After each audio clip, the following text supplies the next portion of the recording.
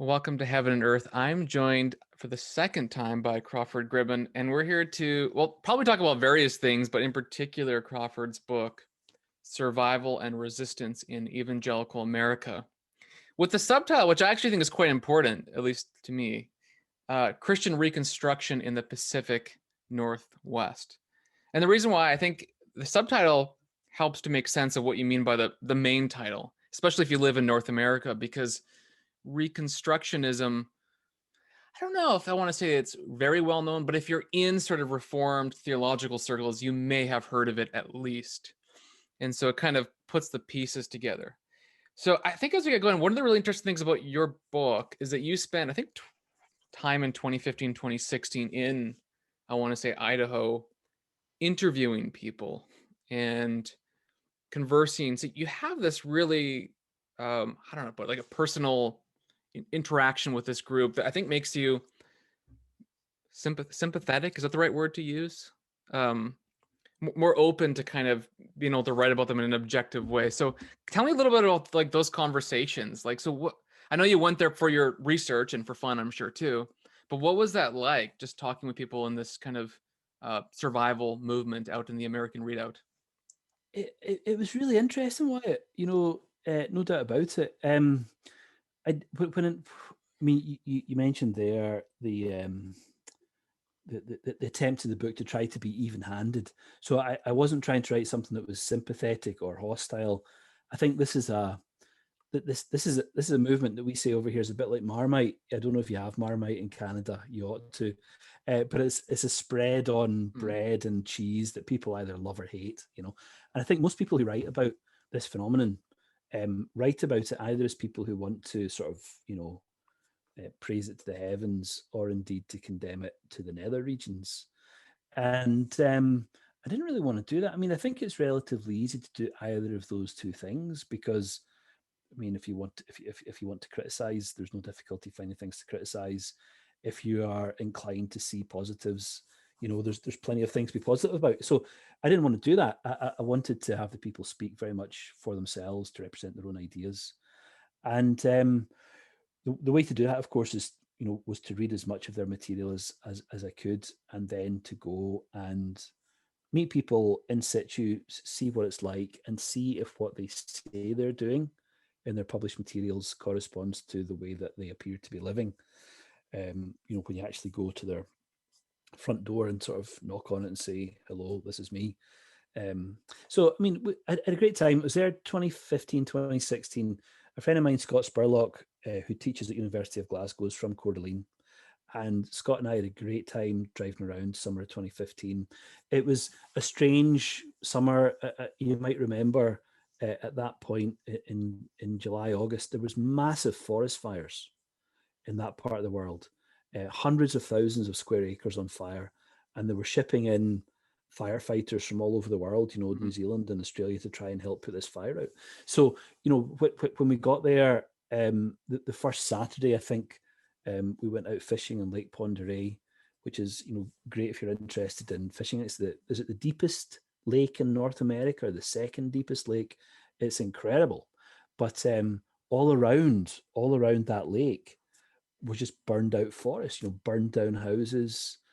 Took loads of pictures of it because I teach a course where I work in Belfast on apocalyptic movements. And I use those pictures of sort of burned out houses and so on as examples, or well, I suppose as ways to contextualize how to study a movement that's preparing for disaster. And you visit it literally in the aftermath of disaster.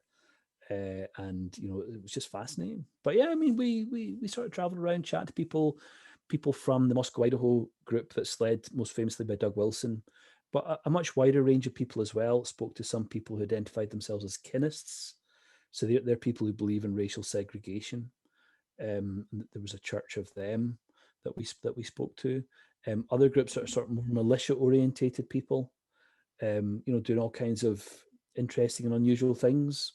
So, a fairly broad range of people. And what really the project was about triangulating two movements, both of which are promoting migration into the Pacific Northwest. One of them a movement that's very much church led and encouraging people to come and be part of congregations. And then the other movement is very much survivalist in its orientation. And that's linked to some really big blogs on the internet, survivalblog.com and others. And they're also encouraging people to come into this area. So there's a very interesting overlap between these two movements. And it was that point of contact that we wanted to explore and eventually write up. That became the basis of this book. So yeah, so maybe a better way to put it is you're letting people use their own voice to represent themselves as best you're able to do so. And this is through interviews. I think you talk about emailing even afterwards, and through, I'm sure, so reading the materials. Yeah, absolutely. So, I mean, I was reading the materials for this, well, for the Moscow Idaho group, really from the mid 1990s. And then Scott and I began to plan what we might want to do and cover about 2010, when we were both working in Dublin at the same place. And then about 2013, I began telephone interviews, for example, with James Wesley Rawls, who's one of the big survivalist bloggers and writers. And then 2015, 2016 was there in person. And then obviously following things again at a distance afterwards and writing up. So, yeah, I mean, I suppose to be completely honest with you, I haven't really followed what's happened in this group or in this movement in the last year or so, because I've been sort of preoccupied with some other things. But I followed them enough to see that the group that I thought were fairly marginal in the mid 1990s ended up being retweeted by President Trump in December last year. So they've moved from being really quite marginal to become really quite symbolic within the cultures of North American Reformed evangelicalism, perhaps even evangelicalism more generally. Well, I know somewhere near the end of the book, you cite McVicker, who said that Reconstructionism is dead, or theonomy is dead, whatever he said. But then you kind of make the point, well, okay, it's alive again. Maybe in a new form. It's not exactly tied to theonomy in the same way maybe it used to be, but there is some sort of genealogical relationship. Doug Wilson respects Rushdoony and so on. It's interesting though. You mentioned the president retweeted one of these groups. The way I don't know if I invented this, but I think I was in conversation with someone that we both know. But this group really does punch above its weight. Like you mentioned, the survival blog. There's New York Times best-selling novels, Amazon Prime series. Talk shows, yeah. What'd you call it? Sorry. Talk show. Talk show. Yeah, talk show. Yeah. And I didn't know about this, but like a Netflix children's program. Obviously, YouTube, publishing through Canon Press or some of the other major, I think HarperCollins and all this kind of stuff. Yeah. And so, like sometimes you think of maybe this Reconstruction movement, and I know you're kind of including all this, but I'm in my brain I'm isolating the religious side more just because that's the world I live in. Yeah, it's not huge numerically per se, but it's able to connect to a giant number of people outside of its immediate area. And even one practical thing is like, so this movement is saying retreat and let's do our own kind of schooling kind of deal. Well, yeah, so it's not the same thing as classical school or homeschooling. They're not equal signs, but yet insofar as they promote those things, that's really feeding some of their agenda. Or things like you mentioned was really interesting to me, like the 10% flat tax, which was actually brought up probably in 2015 while you were in the US by I don't remember the month offhand, but by one of the presidential candidates at that time. Yeah, Ben Carson, wasn't it? Yeah, right. Or is he presidential, or was he just he was running? Party? Yeah, he was running for the Republican ticket, I think, at the time. Okay, yeah. And so you have this relatively small group. I'm not saying they're tiny, but relatively small group that punches way above their weight and is even connecting to someone like me in Canada. Like I talked to you about how in my household we had a book by Rushdoony and so on. I guess that's a little bit different because that's prior in time. But so can you talk a little bit about that? Like how are they? Like what's going on with this kind of international like output that they're having, even though they're a relatively small numerical group? Like what's going on? Yeah.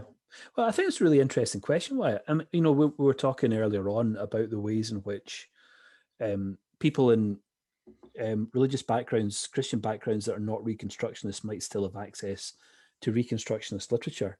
And I think I mean, I think I think it's really important when you study religious movements, modern day religious movements, to remember that even though as historians or biblical studies people or whatever, we're trained to think systematically, most people approach theological meaning making as a kind of project of bricolage. So it's a bit of this and a bit of that. And then they try and work out how these different bits from different places fit together and what kind of, what kind of shapes that are created as a consequence of that. And I think the question of the influence of these groups is really significant. You've seen it in Canada, in BC, in Alberta. I've seen it in the UK. When I picked up a copy of Gary North's book on the Ten Commandments, the economics of the Ten Commandments, inside it, I've still got it, inside it, there's a label indicating that it used to belong to the Royal Bank of Scotland Special Collections Unit archive. So how Gary North's book on the economics of the Ten Commandments got into some special bank archive in Edinburgh, I have no idea. Or there's probably even a story as to how it got from the special bank archive into the secondhand bookshop where I picked it up. That's maybe maybe another story of mergers and acquisitions. I don't know, but the you mentioned Mike McVicker's book, which is an excellent book, a really good biography of R.J. Rushdoony, and well worth reading if anyone's interested in his life story. Another really good book is by Julie Ingersoll, and it's just called Christian Reconstruction. And her book, is called Building God's Kingdom, but it's a great book too. And she documents in that from the perspective of a religious studies scholar who used to be inside the movement. She documents visiting lobbying organizations in Washington and seeing shelves full of Christian Reconstructionist materials. So the real kind of hardcore Reconstructionist material is circulating, often in surprising places, but it also circulates in modified, diluted form through people like Francis Schaeffer. Now, Francis Schaeffer had quite a peculiar relationship, I think, to R.J. Rushdoony's writing, and there's been various debates over the years as to exactly the level of dependency that Francis Schaeffer had on R.J. Rushdoony's work. So that's an open question. I don't go into that in the book. I just draw attention to the fact that there's a question there that still needs a proper answer. So you get the hardcore stuff, you get the diluted stuff, but then I think you also get the stuff that just sort of seeps out into broader evangelicalism, not as an idea system, but as bits and pieces of an idea system that sort of floats around in the flotsam and jetsam of evangelicalism, and people pick it up and put it all together. And so, they might be a good dispensationalist expecting the rapture at any moment and so on. But when you push the right buttons, they'll say to you, well, yes, but of course we need to have godly government. And of course the Bible should guide us as to what that government should look like.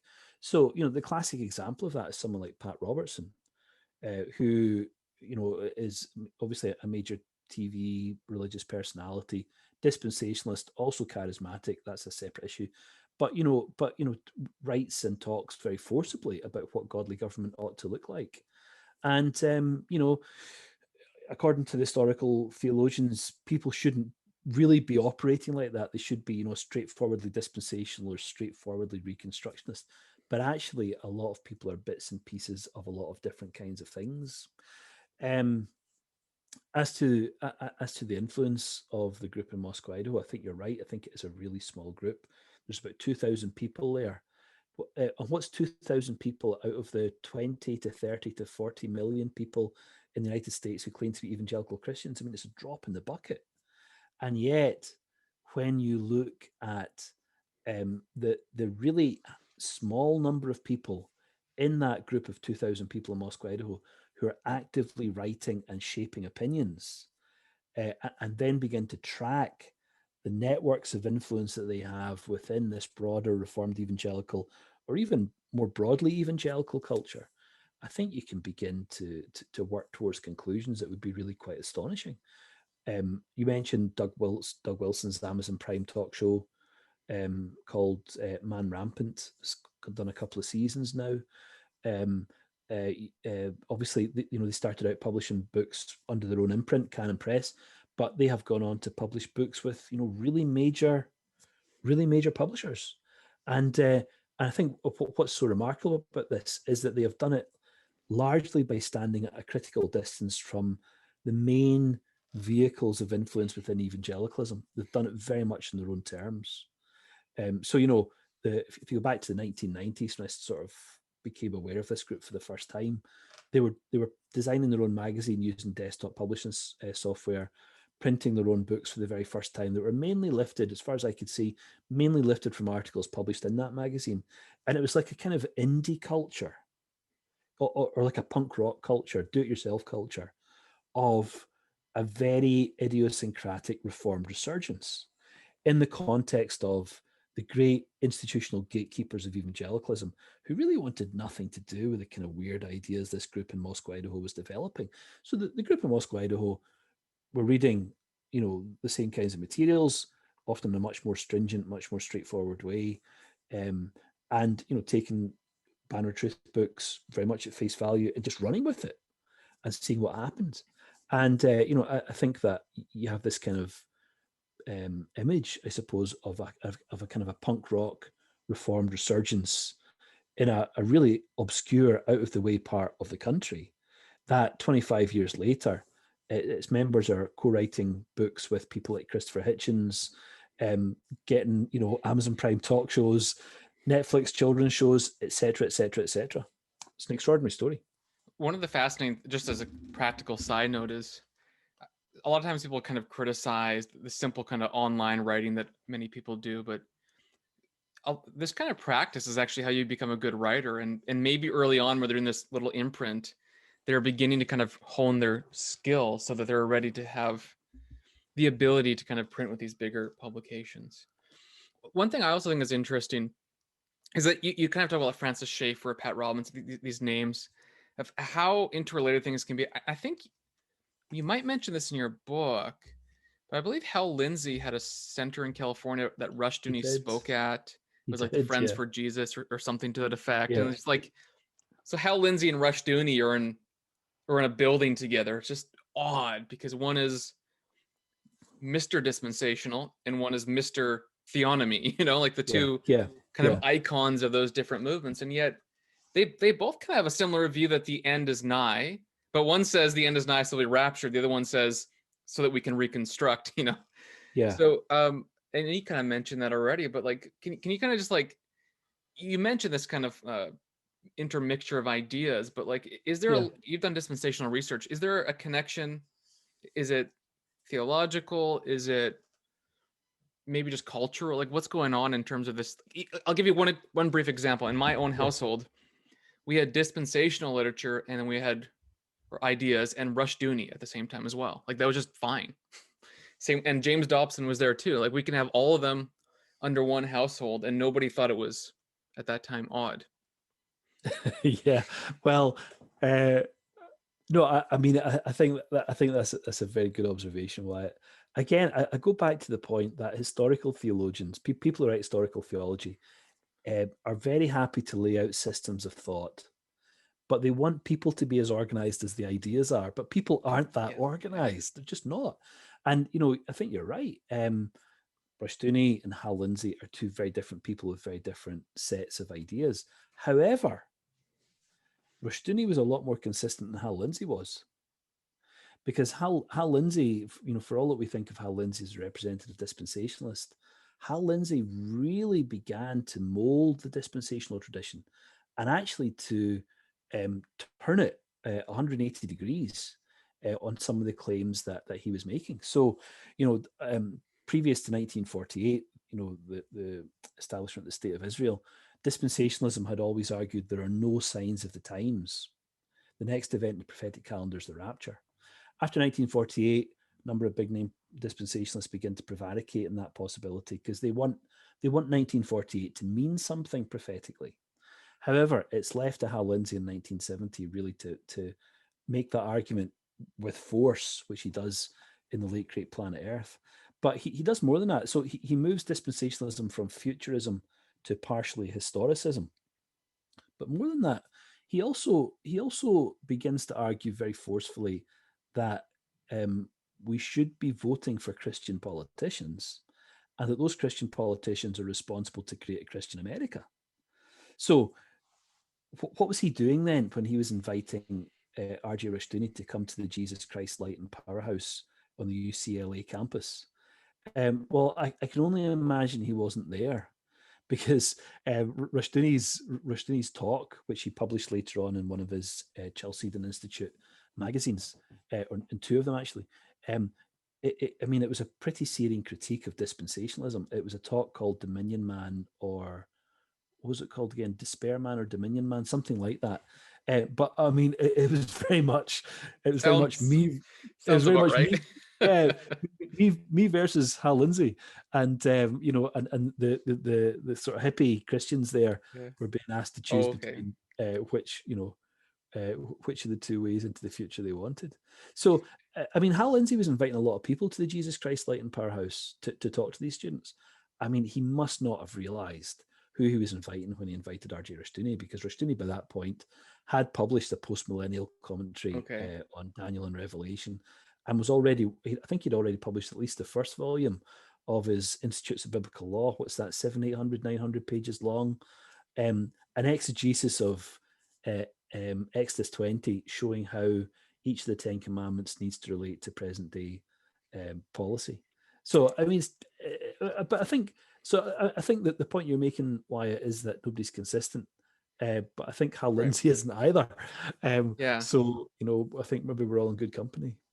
That title is interesting to me because it just strikes me that movement sometimes is a bit strident, and so you talk about how there's inconsistency and there's maybe a post 1948 movement among dispensationalists to affect society, and like the moral majority is part of this. I have a weird baptism history, but I'll give you one part of it. I was baptized in Thomas Road Baptist Church when Jerry Falwell Sr. was there. And after my baptism, he gave me a big hug. And I distinctly remember suffocating in his body. So from death to life to near death again. Yeah. But he was very much a part of that. He's a dispensationalist. Yeah, he has to be. I assume he is. And as part of that moral majority movement that is really trying to affect politics. But I believe you must note it in a different way than the Reconstructionists are, because the moral majority, and even whatever's left of it today, which is, I don't know what's left of it, anything, but like whatever's going on is not really influencing anymore. But it's this kind of, I don't know, like the top-down approach maybe is a way to put it. And then the Reconstructionist group is almost like a bottom-up approach. So very much so. Can you describe like those two emphases, how they differ, and I don't know, just make sense of it? Well, I think you're right, Wyatt. So, traditionally, whenever evangelicals thought about reclaiming America or that kind of project, they would often think of it as a top-down project. So, their tools were the tools of politics. America would be saved if enough people voted for the right candidates. That's pretty much what they expected. And so they enter the political arena and they play the political arena according to the rules of the political arena, which are about raising money, about lobbying, about learning how to communicate your big ideas, and about crucially, about identifying the candidates that you can trust to put into positions of great power in the expectation that they will do something for you. So the whole relationship is transactional. We'll support you if you do this for us. And, obviously 1976 election, Gerald Ford, Jimmy Carter, both claiming to be evangelicals. Carter gets elected. He's a good Southern Baptist. But what happens with Roe v. Wade? Nothing. So then the evangelicals move to support this, very talented, very charismatic Republican from California, Ronald Reagan, gets him elected. And what happens? Well, nothing. So, it doesn't take long, I think, for the penny to drop among certain evangelicals that this transactional method of doing politics and getting Christian influence through votes and lobbying and all that kind of stuff, it just doesn't work, because that's not how politics works. You mix religion with politics always wins. It's as simple as that. What's fascinating, there's the evangelicals for Biden. Yeah. And I don't remember all the details, but I think they've recently been disappointed in how the budget's been organized and what it's supporting. Well, so yeah, I mean, it wasn't a good transaction, I guess. Well, welcome to historical, reality. I mean, evangelicals supported Trump and were disappointed by Trump. it doesn't. I mean, it doesn't matter who they lend their support to. Woe to those who go down to Egypt for help, is what Isaiah says. I mean, that is what politics is all about. It's about going to Egypt for help. So the group that gathered in Moscow, Idaho, then I think saw pretty quickly that the American way of doing politics was never going to bring about the kingdom of God on earth. And really, from the late 90s onwards, quite a number of other people associated with the moral majority, I think, also came to see that there was no moral majority. That actually, this whole enterprise, the Moscow Idaho people were very much within that mindset, and through the late 90s, early 2000s, their attitude was very much, let's just withdraw from politics. Politics is not really something. It's not the vehicle that we need to realize what we expect will be realized. And what they were doing there, I think, was applying their post-millennial expectations to social and political responsibility. So, unlike the premillennialists, the Moscow Idaho Christians really did believe that America would become a Christian nation, and in fact, that its prospects were brighter and brighter, despite the short-term tribulation. Looking at the longer term, things were going to get better and better. And how was that going to happen? Well, they said it's not going to be through moral majority political transaction making. It's going to be done through, the means of grace. How's that for a radical idea? The world will be made better not by voting or huckstering at polls, but actually just by preaching, praying, leading holy lives, building Christian families, strong congregations, etc., etc. So, it's not rocket science, but yeah, I think the moral majority had completely lost sight of that they put their hopes on political activity. The Moscow Idaho group said that's obviously not going to work. We don't need to lobby America to become a Christian nation, because Jesus has died in order to make it so. And in fact, not only has he died in order to make it so, but the prophets in the Bible predict that the nations of the world will come and give their allegiance to Jesus Christ. So then, it's on that basis that Doug Wilson can write things in the little group's magazine, Credenda Agenda, with statements like Jesus is the King of Idaho. And people just need to recognize that. So the approach there was very much bottom up. So a bottom up approach is never going to show quick results, and it didn't in Moscow, Idaho. The group grew, but it grew very slowly. Over 20, 30 years, 40 years even, it's grown to number about 2,000. But it's also begun to extend its influence elsewhere, and that, of course, is really significant. But they have done all of this without really getting involved in politics in any way. In fact, when I was there in summer 2015, I think, or was it 2016? That was the year when the congregation entered the local political arena for the very first time. So it had been established in the late 70s, early 80s, and they waited until 2015 or 2016 to have one of their members stand for election to the local farmers market. So this is not exactly a takeover of City Hall, So it's very, very, very slow, low key politically, not low key in terms of publicity, but not, not grasping for power in a way that I think a lot of the drive-by books, that are sort of to kind of a hot take on dominionism is often the preferred term these books like to use. It's not grasping for power. In fact, it's almost the antithesis of that. It's looking for slow, organic, developmental growth over generations. And I think, like lots of Reconstructionists, they are content to play a very long game. But I think now, 40 plus years into their existence in Moscow, Idaho, they are beginning to see the results of that. And I think the results are, by any estimation, quite extraordinary. Wait, part of that too explains why there's a preference for libertarianism, yeah, and often a pushback against liberal democracy.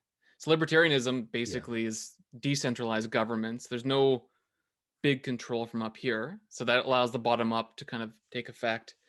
And liberal democracy is the view that like anything goes, right, in terms of views. And if that's around, that's not really going to be good for the long term. Once there's a sufficient threshold for us to begin to kind of create a society around governed by kind of biblical law. I thought that was a fact, because it is true. I mean, anecdotally, it's true that if I think of Reconstructionism or theonomy, which I know are a bit different, but they often kind of seem connected, libertarianism seems close at hand, or at least anti-democracy. Is that, I mean, is that too general, or is that pretty fair to say that? I think that's pretty fair, Wyatt. And I think that goes back to the very roots of the Reconstructionist movement. R.J. Rushdoony cut his political teeth in the 1960s working for the Volcker Foundation, which was a libertarian foundation. And, you know, that's where he made a lot of his early contacts. But he grew disenchanted, I suppose, by libertarianism, because he realized that the kind of libertarianism that these ungodly people were promoting wasn't really going to deliver the kind of society that he was expecting to arrive. So I think the Reconstructionists do something with libertarianism. It's not like the libertarianism of you know, some of the major figures that, you know, drop out, smoke weed, do whatever you want to do. That's really not what Rushdoony was interested in. He wanted to reduce the number of laws in the statute book. So, you know, that looks a lot like libertarianism. He was prepared to think in quite radical ways, I think, about the future of policing and prisons. In fact, he was prepared pretty much to do away with both. But he was happy to see the number of laws in the statute books reduce, as long as the laws that were left in the statute books were biblical laws, or laws explicitly derived from Scripture. So it was both a project to decentralize, yes, but also to limit the accretion of law, while also pointing the construction of law towards Scripture as an authoritative source. So that, I mean, I think that takes care of the libertarian argument.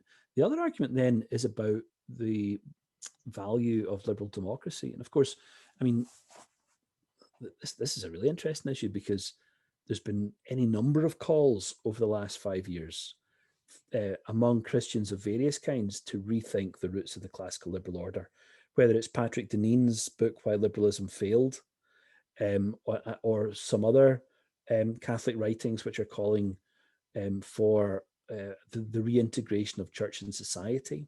This is integralism? Is this the kind of... Yeah, exactly, yeah. You know, that's the Catholic version of what Reconstructionism is for the Reformed. So, I mean, some of these people are very, very influential. People who teach law at major Ivy League institutions, people who teach politics at major American institutions as well. So, you know, there's a real sort of crisis. I think it's one of the Trumpian effects, isn't it, on assumptions about conservatism. But I think a lot of American conservatives now, especially Catholics, are very worried about liberal democracy. And in some ways, they're just catching up with what Rushdoony's been saying for a long time. What's interesting to me, like, so if you're a Baptist, one of your distinctives is the separation of church and state, which sort of implies the need for something like a liberal democracy, some sort of government that doesn't impose an established church, whether that's a Muslim, Buddhist, whatever it is. Like, it just, but then you do see a kind of a shift. Like, I know there's you probably know his name, but John MacArthur has recently, on a number of occasions, criticized freedom of religion of late. And it strikes me, it's like, oh, okay, this is a little bit like theonomy, right? A little bit, because if the idea is that freedom of religion and expression means you can do whatever you want and it's not important to follow God, well, maybe we don't want that. Maybe we want there to be a kind of a biblical religion in North America. And I kind of wonder if there's a bit of a crisis point, at least in North, I don't know about Ireland, but in North America, where, okay, look, we had basically Christendom until like 30, 40 years ago. Yeah. And so you could do whatever you wanted, and there was still this baseline Christianity wherever you went. Yeah. But now, I mean, if you're born in the 2000s, like it's unclear that you'd be born in any kind of Christian community, at least in Canada. Yeah. There's some rare cities, but it doesn't feel Christian, right? It feels liberal. Yeah. And in the US, I mean, I think you have holdouts, I'm sure. So then even if you're kind of more dispensational or very separation of church and state and just let them do what they want, you're seeing the effects of this kind of breakdown of that's the right word, but this kind of monoculture. A breakdown of monoculture. That's a bad way to put it, I'm sure, but you can use a smart word to explain what I'm talking about. And so then you're kind of scrambling to figure out, well, how do we put the pieces back together? And I kind of wonder if you'll see a lot more of the Reconstruction ideas, like 10% tax, all that kind of stuff, further influence in this kind of spiral movement, our evangelical movement in North America. Because I don't know that we have good solutions to the problems that we're seeing. I mean, obviously, we focus on gospel and building strong congregations. That's good. But then at the institutional level, I'm not sure we have a lot going on, at least as I understand it. Yeah. I mean, those are really interesting observations. I suppose you could say that the Baptist position on church-state relations was formed in a very particular historical period and culture in which more or less everybody basically accepted Christian norms. So it's relatively easy for Baptists to argue in the 17th or 18th century, even if they're being persecuted by the state, that there should be equality between denominations and no denomination privileged over another, when everyone more or less believes the same things anyway, at least ethically. But what happens when you reach post-modernity or whatever we're in now, where the simplest assertions are going to be denied or qualified by someone else? Liberal democracy, I think, to a lot of its critics, only works when there's a cohesive culture behind it. But what happens when there's no cohesive culture? If people can't agree on how they know things or what they know, then there's no real common ground for people to come together. And then I think you get people, I mean, I don't know about John MacArthur, but certainly these other groups, they're looking at passages like Romans 13 or 1 Peter 2 that speaks about the civil magistrate being God's servant to execute wrath and the evildoer and to reward the good. That doesn't really sound like liberal democracy. That sounds like something else. And if we're voting for Stephen Harper, then maybe we know what we're voting for. But if it's Justin Trudeau, he might have a very different way of viewing the world. Is he still a servant of God to execute wrath on the evildoer? Well, who's going to tell him that? And what standard are they going to ask him to impose? And that, I think, really does begin to throw up lots of big questions. So, I mean, I don't really get surprised that Baptists are now questioning traditional Baptist formulations of church-state relations, because I just don't think that they're workable anymore. And I think much bigger searching questions are going to have to be asked. Well, it is interesting. So I was reading this little bio on Origin of Alexandria this morning, and the culture he lives in is so much diversity in terms of view. There's Valentinians, whatever it is, all these different groups. There's legalists, there's Jewish, Greek, all pagans, etc. So this hugely diverse culture. And he's really trying to reaffirm, like, what is the church's teaching? And I kind of wonder if we're in a time like that again. Like, there's really no king in Israel, as in we don't have the Pope in Rome who can kind of consolidate agreement among evangelicals. I mean, I could talk to Christians across my city right now, and they might not even recognize the Athanasian Creed. Probably wouldn't, almost certainly wouldn't. Like, it's just not even a thing to adjudicate our differences. And then it's interesting in history. I mean, you have the Constantinian establishment where, okay, well, Constantine didn't really like mold theology, but he also made people get together and work it out. And then in the English Reformation, you obviously had Henry and so on. But even in the Swiss city-states, the cantons had their own. I mean, the church was the city, right? Like, or the Lutherans had princes. And so really, it's interesting historically, you almost need a prince to listen to you after there's a big mission movement to bring the chaos back into order. And so you talk about Romans 13. Wow. You have magistrates, which are called basically priests, servants on behalf of God. And I think they essentially bring peace and order, but it might actually be, if we follow the magisterial reformers, the real sense in which they are maybe helping to organize our religious chaos. So we'll have to see what that looks like. In Canada, we're not going to get a magistrate who will listen to us. So I don't know. Maybe in 50 years, maybe not. I think you look But at global then, Christianity, it's very interesting. yeah, I mean, I think the shakeup is going to come from China. If if current growth continues, China will be the world's biggest Christian nation by 2030. So that's less than 10 years away. So what will a global religious order look like when the nation with the largest Christian influence is actually communist? Yeah. Will I don't know. democracy be kind of equated with Christianity at that point? Crawford, we should probably finish our time here. We mentioned some books. Beyond your book, Survival and Resistance in Evangelical America, and I'll put it in the show notes. What are other things that we can read? We mentioned McVicker on Christian Reconstruction. Yeah, Michael McVicker is really, really good. It's a biography of R.J. Rushdoony.